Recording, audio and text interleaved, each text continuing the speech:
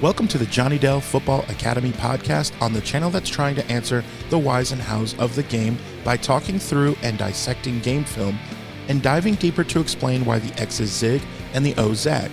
I am Adam Marino, joined by Mr. Johnny Dell, and we are reminding you, as always, the most fun way to watch is on YouTube, where we go live. There you can comment into the live show. Be sure to hit the notification bell and turn on your notifications so you can be a part of the conversation. We also stream live on Facebook and X. Also, the audio versions are always found on Spotify, Apple, wherever you get your podcasts. Now, if you are live with us in the chat, it's probably because you are subscribed, you've hit the notification bell, and turned those notifications on. So, when sharing with your friends, be sure to let them know. We also love to hear from you outside of our live show. Email us at johnnydellsfootballacademy@gmail.com, and you can always check out the website jfa49.com, as it is the most fun way to support the channel. Also, the way we boost the chat and boost the algorithm is to type out hashtag. What is up, Niner faithful? Good to see you there in the chat. Good morning to everybody. Give me a quick mic check in the chat. Adam is not here this morning. He is literally buried in some work today and is not able to make it. And so Quiffleball's asking me if I got to see the new game Warfare. I have not. I have not seen that game yet. I've seen a lot of advertisements for it, have not seen it myself. But I do know that they did work with the Armor and Cavalry Museum at Fort Benning. I don't even know what they're called anymore. They're in Georgia to get a lot of the models. So I have seen the tanks that they have actually modeled, all of the in-game, a lot of the in-game vehicles after in person, and they're actually holding they're an open house there in Georgia for that next weekend. If you are in the area and you'd like to go and you'd like to see one of the greatest armor collections in the world, you can head over there to Fort Benning to the open house. You don't need a special ticket or anything. You just have to be legally able to go on to a military base, which you just need a driver's license. Do not take a firearm with you. That is everything. It's apparently a movie. I have not seen it. I haven't seen it. So, but there's a new game that's coming out. I can't remember the name of it, but that's what it is. Well, today we are diving into the big question. I'm a little bit thrown off right now because I normally have one screen here and my main screen here right in front of me. And I've changed up my office a little bit, so I actually have three screens now. So I have one way over on the left. It's just right over here. You can see it just a little bit. There it is. There's my screen right there.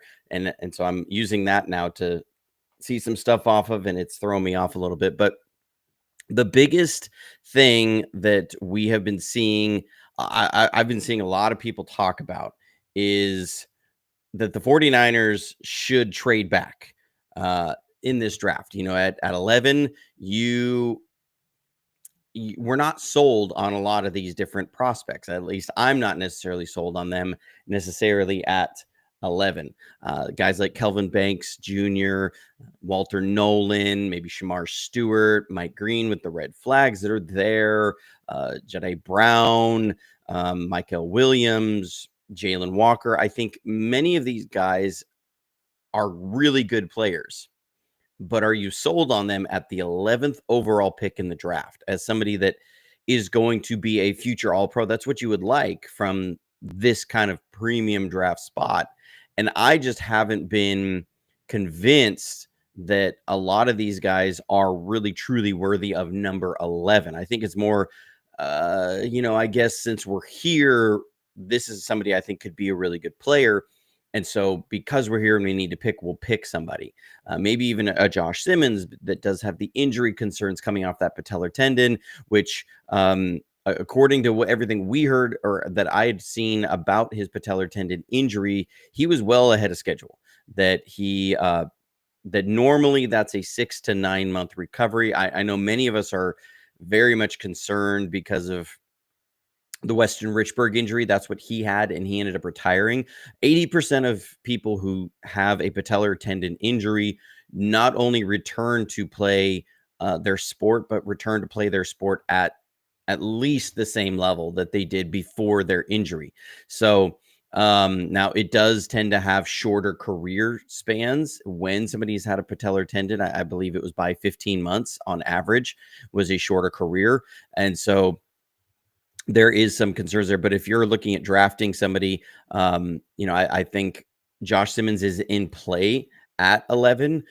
He's got the movement skills that you want from a tackle in our system. He's got the size, he's got the pedigree. Everything is there in the measurables.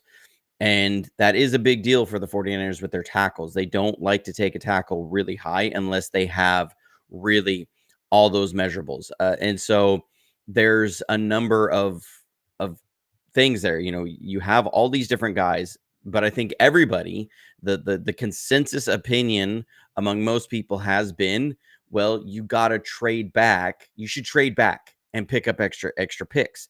And I agree. I've said that here. I would love for the 49ers to trade back and get another pick. I've been very vocal that I'm not sold on Walter Nolan at 11 because I just think there's some potential risks there. Now, if you're hedging that with we're picking him later and we're picking up an extra third or picking up an extra second, then I love the idea of Walter Nolan in the first because you get Walter Nolan and then you hedge that with another player in the second or third rounds of this draft, or a third and a fourth round, which I think that second to fourth rounds in this draft class is full of players who will be quality starters in the league.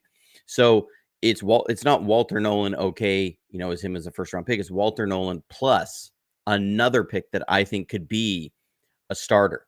And so that's what a lot of us have been talking about and saying. And every time I've posted a mock draft on X, somebody has said, should trade back. You should trade back and pick up more picks. That's the way to go. And I've been in agreement. But the question is, it's great to say that. And it's great to say we're going to trade back and pick up extra picks. But you have to find a buyer. That what I'm seeing and what several insiders, I believe Ian Rappaport talked about this and Peter Schrager talked about this, that you're just getting the sense from teams in this draft class that a lot of people want to trade back and pick up more picks. Very few people are even talking about or interested in moving up.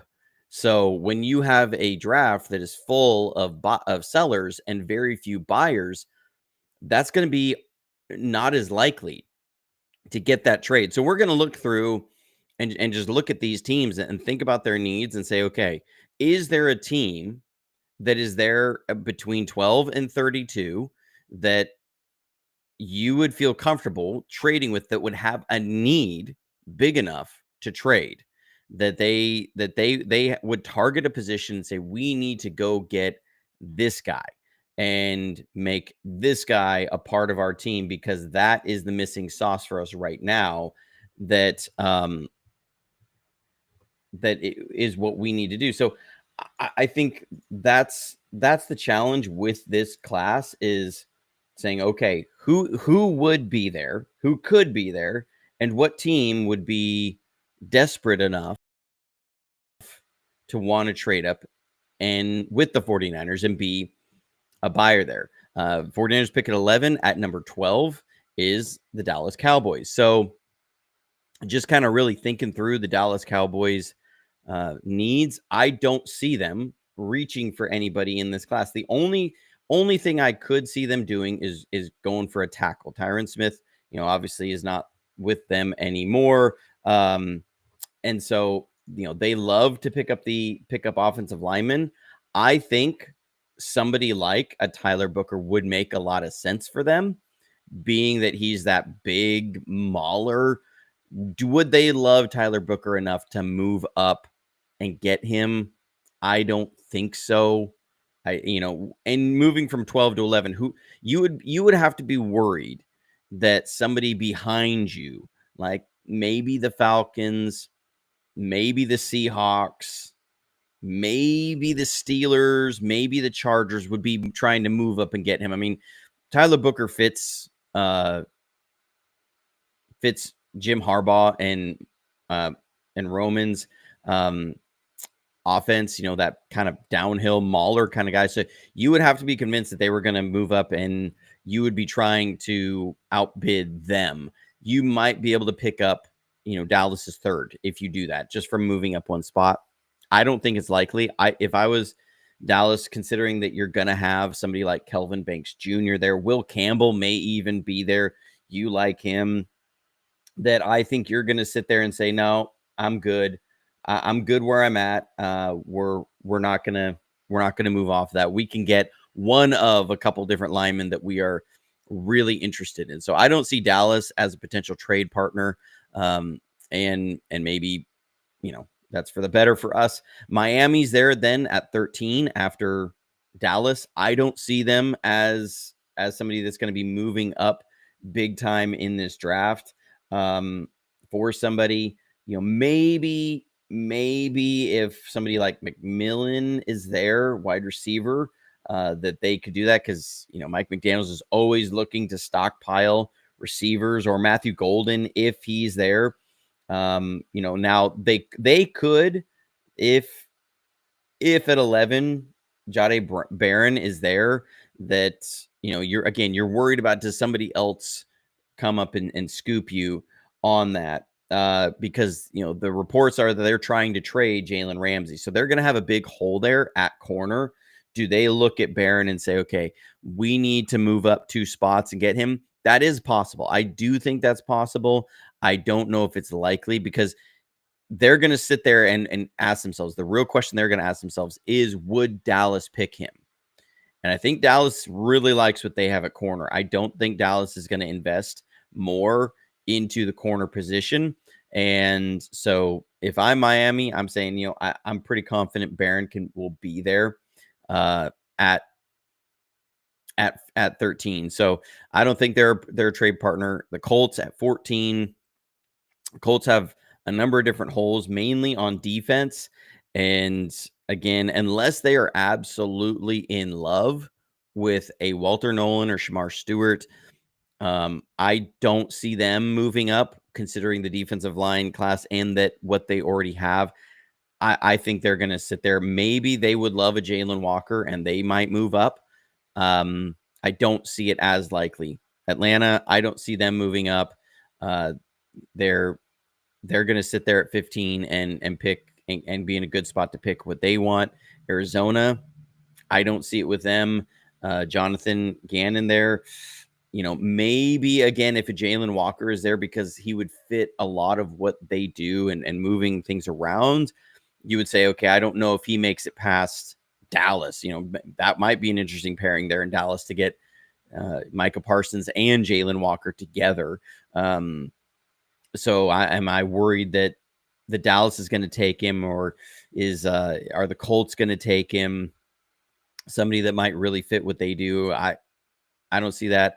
Cincinnati is interesting because they're a team that their defense was so bad last year and their offense is so potent that you sit here and go, okay, at 17, are they going to be trying to make a huge splash on a difference maker? Somebody to pair with Trey Hendrickson, that they're not certain is going to be there afterwards, that they just really, really love. They would really have to love Mykel Williams, Shamar Stewart, Walter Nolan. I think they're going to be in the market for a first-round defensive line talent, just because of looking at their defense. So, that one is interesting to me, because you could look at this board and say, okay, I'm not certain that we're going to get one of the guys we absolutely love for a first round at 17, from the Bengals perspective, if they have fallen in love with somebody. So Cincinnati, I think, is a legitimate trade partner for the 49ers. I think you might be able to pick up an extra third, and maybe a fifth, or swap picks in the fifth. or fifth to the fourth. 49ers move up to their fourth, and then they get our fifth. So we give them the number 11th overall. We give them one of our fifths, and then they get that. We get their 17th. We get a third, and then we get a fourth. I think that would be a really good trade. At that point, you can trade back, and then you're going to pick up one of the aforementioned guys, and now you're going to pick up a little bit higher in the draft, and you would get an extra third, which would be phenomenal in this draft. So that would be one that I would watch out for, is Cincinnati trading up to get somebody on the defensive line that they have absolutely fallen in love with. Now, if they haven't absolutely fallen in love with a single guy on defense, they're going to go best player available on defense, and there's no trade that happens.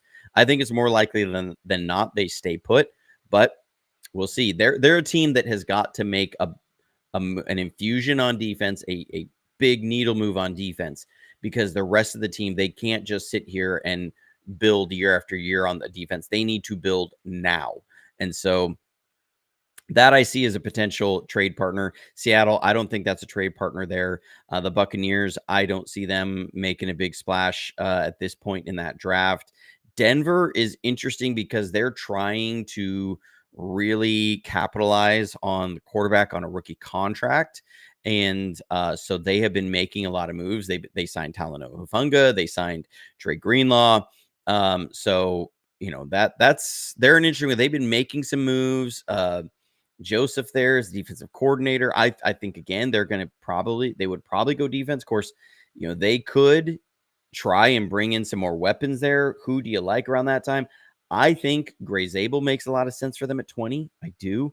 So I don't think they're going to be really looking up. Of course, they could look at this draft and say, we're going to move up for a wide receiver. We're going to go for McMillan. We're going to go for Matthew Golden. We're going to try and make a move to really give our young quarterback a lot there. They could try and move it for Tyler Warren. That would make a lot of sense for them, especially with what's his butt, the coach there. I'm totally blanking on his name.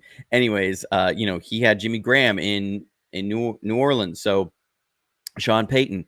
So I do think they are a potential trade up for a Tyler Warren. I think that would make a lot of sense for them. But they would really have to love him, because he would make a big difference in their offense, and that would be a big move for a quarterback. So that's one to look out for. The Broncos for Tyler Warren could make sense. Bengals at 17. Again, Broncos, you're going to pick up a little bit more because you're making them move farther. So you might be able to pick up a little bit more draft capital there. The Steelers are an interesting one, and I think the Steelers will be one. Aaron Rodgers got to make up his mind what's happening with him. So they're waiting in the Aaron Rodgers limbo field for a long time. But it's really gonna come down to how does that top 10 and who picks a quarterback when and where, how does it shake out? Because really the questions are between Cam Ward, Shedeur Sanders, and Jackson Dart. Those are the three guys that have really kind of fallen into, these are possible first rounders. And then Jalen Milroe. Jalen Milroe is an outsider, an outlier, I should say, that, he's been invited to be their draft night. So there's enough buzz about him. Personally, I'm not sold, but he is an incredibly athletic quarterback. So again, if he's there, and do the Steelers feel like somebody in front of them, if you get to number 11 and Cam Ward, Shedeur Sanders, and Jackson Dart are gone, because you have teams like the Titans and the Browns and the Giants and the Raiders, really, and the Jets, who all really have questions about who's going to be playing quarterback for them. You go, okay, is one of these guys going to be available at 11? I don't think so. Maybe the questions are, does any of these people think Shedeur Sanders is a top 10, is worthy of a top 10 pick in this draft? And would you be worried about somebody else scooping him up?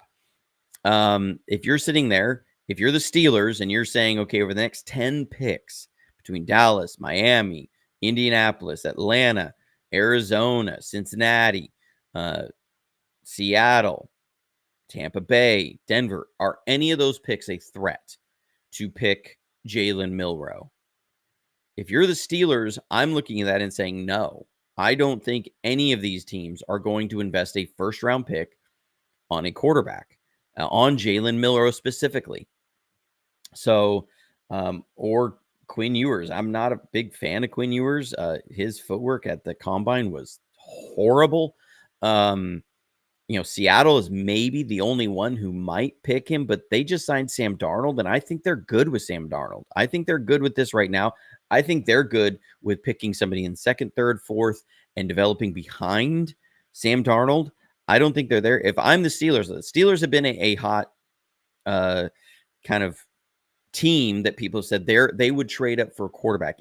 If a Jackson Dart is there, maybe, but I'm just looking at if I'm Pittsburgh and I'm looking at 11 through 21, I don't see anybody there that is a threat to grab a quarterback before I'm on there. So I don't need to trade up.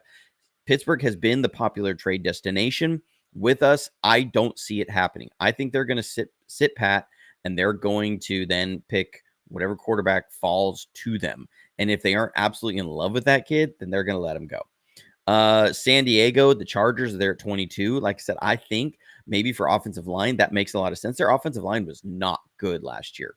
So I think them moving up for a Kelvin Banks, moving up for a Tyler Booker. Of course, I don't even have Tyler Booker as a day one or day two for the 49ers system. This is where system specific evals are so murky, because I think Booker makes a lot of sense in San Diego's scheme. I think he makes 0 sense in San Francisco's scheme. So that could be a potential trade up if you're looking at, one of these other teams might get him before he falls to you. Green Bay, I think they're going to be looking again to stay pat. They're not a big mover. I don't see there's something there that they would necessarily be saying we have to go get this to make the difference this year. Minnesota, they're an interesting mixed bag. If they I think the only player they would really move up for is Jalen Walker, because I think what they do on defense is so unique and so different, and so many positionless players, that Jalen Walker would be a big value add for them. Are they going to trade up? I don't think so. I think where they're at, they're going to want to keep those picks and bring in some more help there. The Houston Texans, I would say Titans. That's where they used to be. The Titans used to be Houston, but the Houston Texans, I don't think they're moving. They were a team that's on the cusp. They don't need to make a huge trade up splash. They just need to continue building their team, specifically the offensive line. And so I think, there's a number of guys that will be there at 25. Josh Simmons makes a lot of sense for them if he falls to that point with a medical concern, because you're getting a top end tackle talent that if that injury works out, it makes a ton of sense for you. And it really helps out your young quarterback. The Rams, they're not moving up. I think they're going to sit there again. There's rumors about them bringing in Jalen Milroe as the heir apparent to Matthew Stafford. And the only team that you're worried about kind of preempting you is Pittsburgh. So would you be willing to give up to your division rival a second and third round pick? Because that's probably what it would take to move up from 26 to 11. That is a huge jump. You would probably have to give your second, your third, and maybe a pick in next year's draft to do that. I don't think they're going to do that. I think they're going to sit pat. The Ravens, I don't see them moving. Detroit, maybe one of these, but I think this defensive line class is so thick. They're going to look at it and go, with who we have on the defensive line right now, we could pick any of these guys in the top 60, and we will have somebody there that will be there. that will make a big difference along with who we have.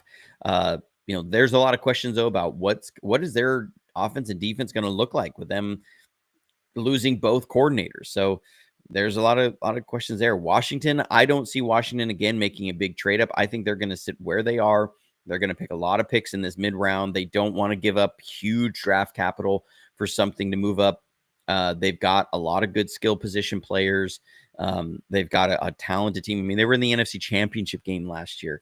Maybe they want to bring in some linebacker talent, but I like a Schlesinger makes a ton of sense for them as somebody to take over for Bobby Wagner down the road, being that Mike linebacker. He makes a lot of sense there, actually, and I don't think anybody's going to be trying to get him before 29. I think they're really going to be happy with that. The Buffalo Bills, they're going to continue to try and stockpile talent on cheap rookie contracts, so they're not going to give up a ton of picks to move up. They need that with Josh Allen making what he's making, and his contracts, really starting to escalate now as he's getting down into the later years of his contract. So that's where they're at. Same with Kansas City, in the Super Bowl, and then Philadelphia. They're not moving. They're going to stay where they are. They're going to pick another defensive lineman that's going to be put with this team, and they're already tough defensive front, and they will have a lot to choose from, and nobody that they pick is going to be asked to be a major difference maker. They're going to be part of an incredible squad as it is. So they don't have to reach for any of those defensive linemen that are there. They can pick whoever falls to them that they like in this. So when I look at this sort of draft, I think there's only a few buyers that you may actually have, and it's going to be Cincinnati, maybe Denver, maybe the LA Chargers, maybe Minnesota. Those who I think are going to be your most likely trade destinations. Cincinnati does make sense. Denver makes sense. The Chargers make sense because they are a team that is mid in a lot of ways. They have a really good quarterback. They have a very mid to poor offensive line. They have an okay defense. They have kind of just mid everything on defense. They need some big top end juice, and 22 in this draft isn't going to give you that super top end juice. It's going to give you a lot of really good players. They need that kind of all pro player. And so if they think that there's going to be somebody that fits with what they do, that could be an all pro kind of guy, they're at 22. It makes sense to move up because they have got to move the needle.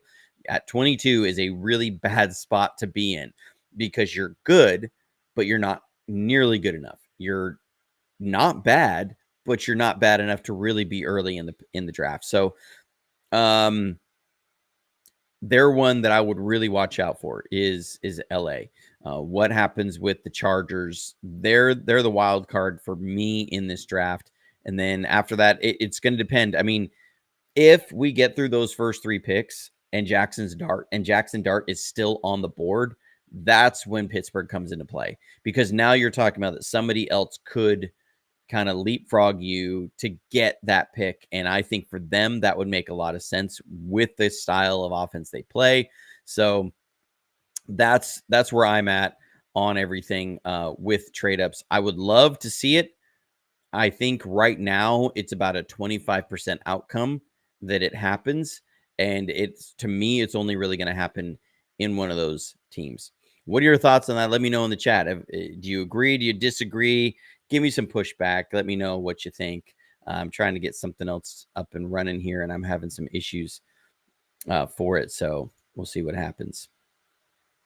Chat's been real quiet for a little while. Can't have dead air. Adam isn't here, so y'all gotta pick up this pick it up for me. Because Adam, like I said, he's buried in work right now. So just give me 2 seconds here, and I'm going to pull something, because we do have some film to get to. Not a lot, but some good clips here If I can get it to work. There we go. Here we go. All right. Just give me 2 seconds here. Not literally 2, but a few. It's just taking a minute.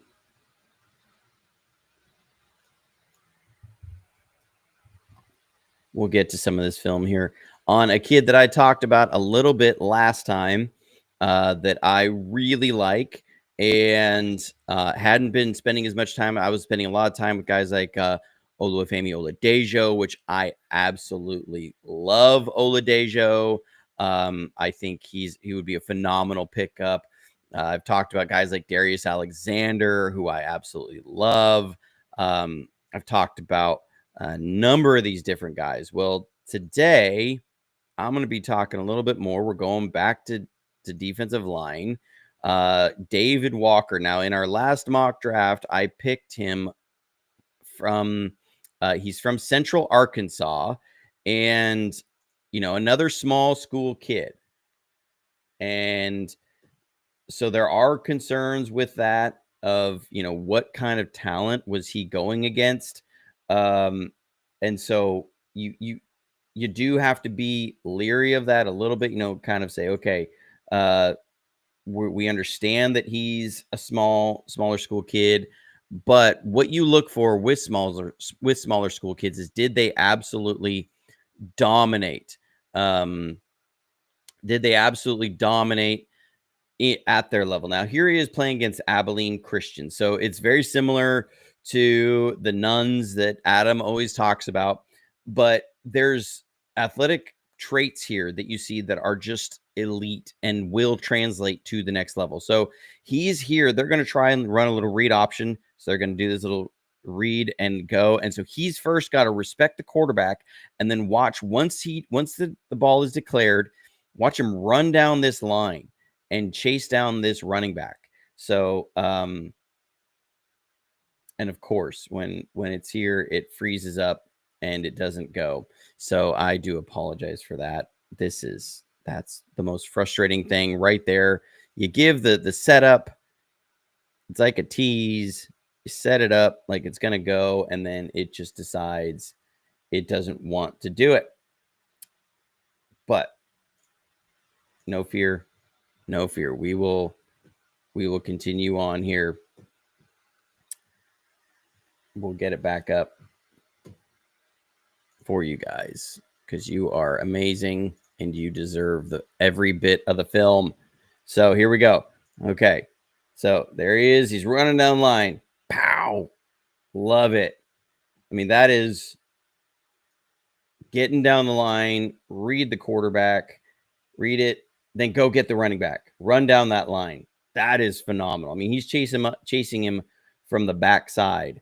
So is this really going to make me go one clip at a time? So apparently it is. That might be the better way to go. I've got a lot of clips here of Jalen Walker. Just now got to make sure that I have him in order. So here we're going to see him coming off the edge. This is a slow rush. So he's going to take a read step to make sure if this is run or pass, and then watch the explosion around the edge, the bend around the edge. That's what we're looking for here on this clip. See it? Then go, bend. My goodness. That is getting to the quarterback in a hurry. Again, that explosion that once he decides to go right here, and then that bend around the corner. That's what you see. It's not normal. There's a few guys in this draft that have really good bend, and he is one of those kids. So those are the traits that you look for that do translate. Here we're going to see him off left end again. And this one is going to be in half speed. Watch this when they're trying to run this as a wide zone. This tight end has got to come and seal him off. Watch him take this tight end and drive the tight end down the line. So pow, and drive this kid into and then make the tackle and trying to make the strip on the ball. That is NFL defensive end power. Now I get it. This tight end kid, he's not going to be playing in the NFL. But if you can't do that at that level, then you definitely can't do it in the NFL. So you see he's got power, he's got speed. Here we're going to see him again off left edge, and this one I love his motor on this. So he's here. Follow him this entire clip because you're going to see he's here. He's the one who runs down the running back. That's who he was from the backside defensive end, that he's going to take this, scoop inside, and run this running back down all the way across the field. That's effort. That's motor. You love effort and motor. You can't teach those things. Those are things that guys do have or they don't have. You love to see a defensive end with a motor. Now he's got incredible quickness. Here he's going to come on like he's doing an outside speed rush against the left tackle. He's going to scoop in. Watch how quickly he gets inside on this. This one is not wanting to play. So I hate when that happens.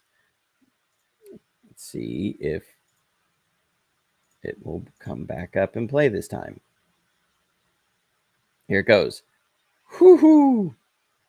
That quarterback just tossed that ball out for his life. He's going to come in. Dang. He's in there, gets pinballed by the running back as well.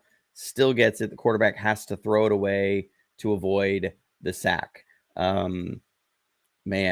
All right. Now here, they're going to try and run this off his side. Again, this tackle's got to kind of edge him out.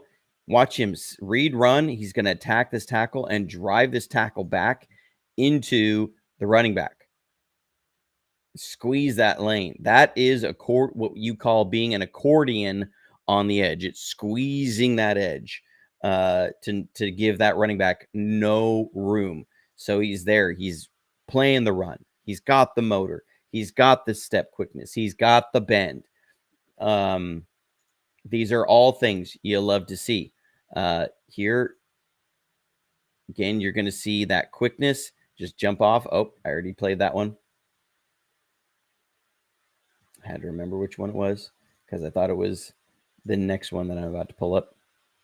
This, you're going to see that incredible bend around the corner. Now, he gets a roughing the passer call here, but what we're looking for is he's got one. He's going to use a double swipe move.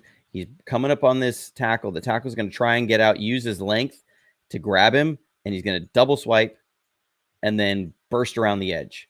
This is first step, and this is explosive quickness that you can't teach. It's there. The quarterback just got rid of the ball incredibly quickly. And he's got to be a little bit more controlled. Can't leave his feet and hit the quarterback in the head area. But that is first step quickness and burst that not many people have. So really, really like David Walker out of Central Arkansas as a prospect. And it wasn't just his college tape. He showed this on his college tape. Then he went to the Senior Bowl and he did all of these things at the Senior Bowl. And he showed all of these things at the Senior Bowl against guys like Josh Connerly, that the 49ers are, a lot of people are suspecting he could be on their board, that he would make a bunch of sense for them. So David Walker, I think, will be there as a total third round pick kind of guy. He had a great interview with Brad Graham on Brad's show. He confirmed with Brad that he's had Zoom meetings with the 49ers and that Chris Kosur flew out to Central Arkansas to meet with him and go over film with him. And KJ Wright was his coach at the Senior Bowl, and they have been in touch. So the 49ers have really been invested a lot in David Walker. This isn't just another prospect that I'm showing. It's somebody that the 49ers have shown a lot of interest in and have spent a lot of time with. You don't fly your defensive line coach out to meet with this kid unless you are serious about drafting them, unless you have serious things that you want to go over with them. We've seen the same thing with Femi Oladejo, that he basically said, I haven't had a top 30 because the 49ers already know everything about me that they could want to know about me, because they have been in contact with him throughout the entire process, from Ken Norton Jr. to KJ Wright with the Senior Bowl. And then since then, that they have met with him a lot. And he's like, yeah, I think they know everything they want to know about me already. So, they don't have any more questions about him. David Walker, Femi Oladejo, these are two guys that make a ton of sense. Darius Alexander, they've spent a lot of time with him. These are all guys that I think are, outside of that first round that have huge potential to be really, really good players. So, and so, yeah, there it is. I'm just catching up with the chat a little bit. You guys are funny. But that's where it is. What do you think about that? David Walker as a potential guy there, our potential draft prospects coming up. We're going to be back Monday with the kind of the last rounds of potential mocks. We're going to mock a bunch of different scenarios. We will probably we'll do ones where we force some of these trades, see how the draft turns out. We're going to do some where we pick offensive line. We're going to do some where we pick defensive line. We're going to pick some where we go defensive end. We're going to pick some and just see, how does that affect the draft going down the line. We'll go with some unpopular ones and see which ones do you like, and are there concerns if they pick this kid, you're going to be like, oh no, I've seen how the rest of this draft goes, I don't like that. But if they do, you go, okay, I'm really excited, I've seen how this one goes. Thank you guys for boosting the chat, for being here as always. You guys are awesome. Stuff isn't popping up as well as it normally does, but that's okay. And then we're going to be coming to you next week.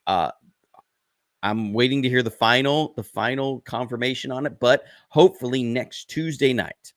I haven't had final confirmation on this, but next Tuesday night, there is going to be a 32 content creator, 32 team and 32 different content creators mega mock draft to go through, where each of us know our teams, what our teams are looking at, have looked at everything, that we're gonna then step into the role of GM. And for me, I love these kinds because I think they're some of the most accurate, because they're people that are so in tune with the teams, with what their team needs are, and who their teams have been looking at. And so we're going to dive into it and try and see what happens in this draft. Hopefully Tuesday night, if we can get everybody together and make that work. That's a big undertaking. Really honored to be a part of that. Somebody reached out and did that. So hopefully that we're coming to you with that Tuesday night. Thursday, I'm going to be going live in the afternoon with Rob Stats Guerrera on his channel, and we might go on our channel as well. I'm not sure about that. I haven't fully talked to him about that yet, but we're going to go the day of the draft, and then Friday, and we're going to go live during the draft on that Friday. We're going to be with Dre, and we're going to have some live draft reactions to round one. We will come back with you Friday morning. We are going to then have a reaction off of what happened through that first round, and that will give a lot of clarity to how the next 3 rounds are going to go. And so we'll talk about that. A lot to come around. This is one of the most exciting weeks. If you are a football fan, if you love the NFL, if you love college football, this is one of the greatest moments for college football. This is what all these kids are playing towards. So I'm really excited about this week. This is going to be a phenomenal week. I love it. Couldn't be more excited of everything that's coming up. But until next time, stay safe, stay healthy, and go Niners.